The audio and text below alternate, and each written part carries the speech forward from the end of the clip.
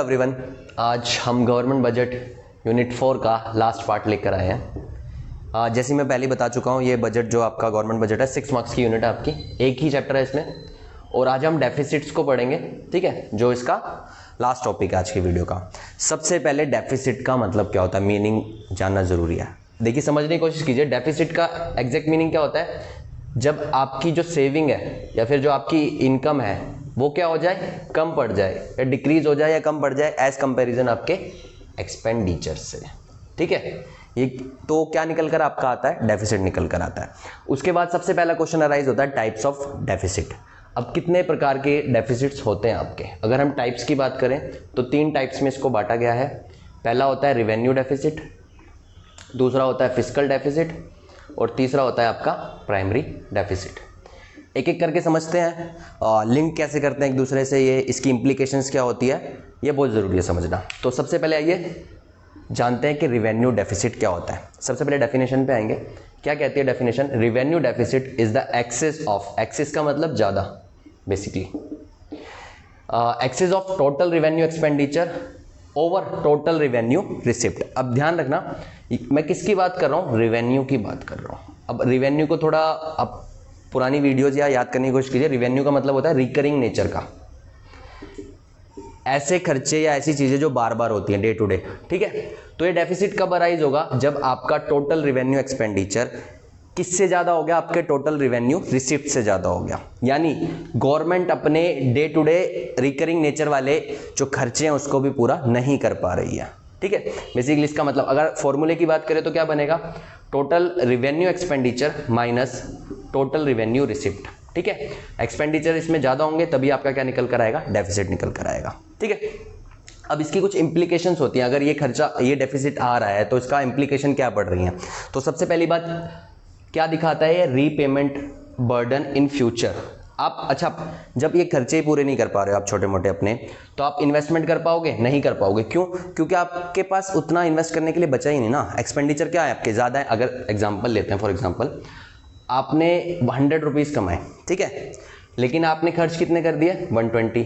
आप कितने घाटे में चल रहे हो, 20। तो कहाँ से कर दोगे भाई, इन्वेस्टमेंट कहाँ कर दोगे। तो वही होता है, ठीक है। दूसरा वेस्टफुल एक्सपेंडिचर, यानी अब जब खर्चे बढ़ रहे हैं तो कहीं ना कहीं ऐसी चीज़ होती है कि आप एक्सपेंडिचर क्या कर रहे हो, कहीं ना कहीं एक्स्ट्रा एक्सपेंडिचर कर रहे हो। तो गवर्नमेंट की बात होती है तो यहाँ पर वेस्टफुल एक्सपेंडिचर कहाँ होते हैं, एडमिनिस्ट्रेशन पर हो रहे हैं कुछ ऐसे से, ठीक है। तीसरा, ये इंक्रीज कर देता है burden of taxes. Burden of taxes को देखिए कैसे इंक्रीज करता है, समझने की कोशिश करते हैं। जब आपका डेफिसिट आ रहा है तो क्या होगा, आप क्या करोगे, टैक्सेस को बढ़ाओगे।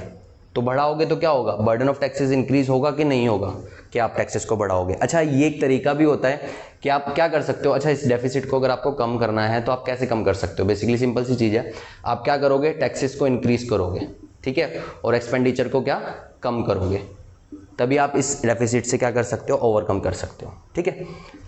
अब दूसरा जो डेफिसिट आता है वो निकल कर आता है फिस्कल डेफिसिट, ठीक है। फिस्कल सीधी सी बात है, फिस्कल जो रिलेटेड होता है वो गवर्नमेंट से रिलेटेड होता है। यहाँ पर अगर मॉनेटरी होता तो वो कहाँ से जाता, सीधा वो बैंक से रिलेटेड हो जाता, ठीक है। अगर फिस्कल डेफिसिट की हम बात करें तो क्या फॉर्मूला बनता है, total expenditure minus total receipt. लेकिन क्या एक्सक्लूड करना है इसमें, बोरोइंग्स को एक्सक्लूड करना है।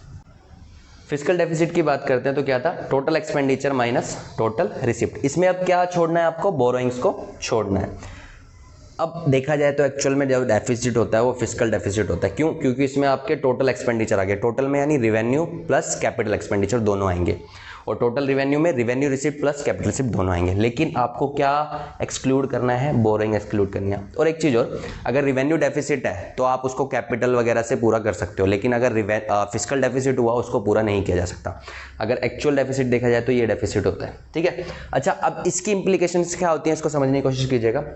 ये क्या लेकर आता है, इन्फ्लेशनरी प्रेशर लेके आता है, डेब्ट ट्रैप लेके आता है, और आपकी जो ग्रोथ होती है, फ्यूचर ग्रोथ होती है, उसको हैम्पर करता है। सबसे पहले डेब्ट ट्रैप को समझते हैं।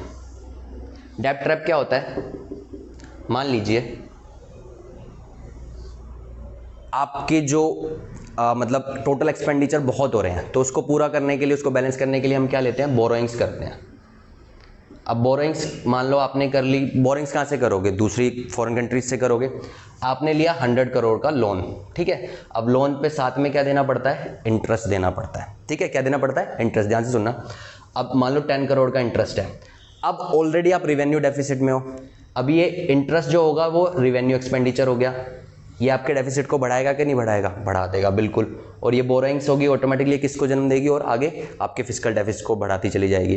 तो ये लिंक करती चली जाएंगी। अब इंटरेस्ट को चुकाने के लिए आगे फिर आपको और लोन लेना पड़ता है, या और कुछ एक्टिविटीज़ को बढ़ाना पड़ेगा, कम करना पड़ेगा, जो क्रिएट करेंगी और डेफिसिट, ठीक है। और इस डेफिसिट को क्रिएट करते करते इस इंटरेस्ट को चुकाओगे, फिर आगे और बोरोइंग्स लोगे, तो ये क्या बन जाएगा, आपका डेब्ट ट्रैप बन जाएगा।